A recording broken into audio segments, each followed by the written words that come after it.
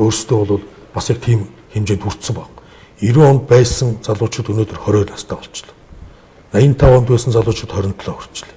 Тэгээ биднийг танихаа болчиход байгаа. Танихаа болцсон. Тэгээд бидний ярьж ирсэн үе байхгүй болоод ирэнгүүт энэ улсууд ийм юм хийж байгаа. Сая бид нар солонгосууд ягталтай ярьлаа тийм үү.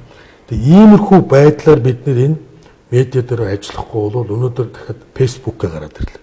Фэйсбүүк ч одоо хэдэн хэрэглэгчтэй болно. Бас нэг дараагийн импери гэж нэрлэгч байгаа. Тийм шүү дээ. Тийм ээ.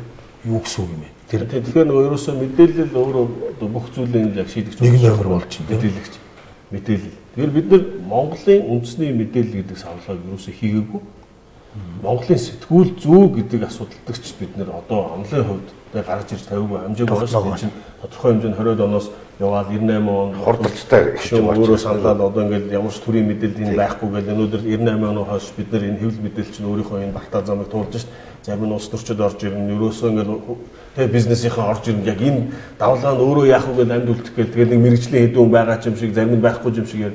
Тэгэхээр цэвэр яг мэдээллийн ертөнцийг бид нар Монголд байгуулж чадахгүй байгаа учраас мэдээлэл нь өөрөө хинт ч хэрэглэгч бодлого хин нэг нь дуртай тэр тоороо дуртай маш идэл нөгөө өсөж байгаа хүн нь ийм байд юм байна гэдэг. Тодорхой намын харьяал бас дахиад орж байгаа. Бүр улс төржүүлээ тэгээд ийм юм болдог. Тэгээд тэр сөрөг солонгосын хэлсэн солонгосын би аюул олон хүмүүстэй ингээд уулзаад хэвлэл мэдээллийн өмчтөж ч гэсэн уулзчихсан. Тэгээд тэдний хэлжсэн хамгийн сонирхолтой зүйл нь өмчний бахархал гэдэг ингээд бүр ингээд гайхуулаад ярихаасаа илүү хамгийн энгийнээр чи одоо ингээд хүндэ гэдэг машиныг л унах хэвээр бодлогоор чийдсэн өөрөө чи унжаах тусмаа энийгээ чи их оромж үзэл гэж үзнэ.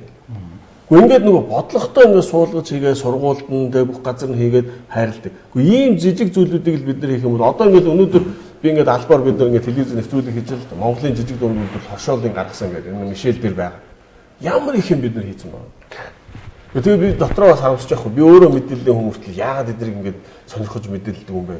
Ингээд захаас нь аваад үзэхэд нөгөө хүмүүсэж ярьж байгаа юм тэ энийг бид бас энийг бид нар Монголд хийсэн. Эх оронч хүн яваад байдаг.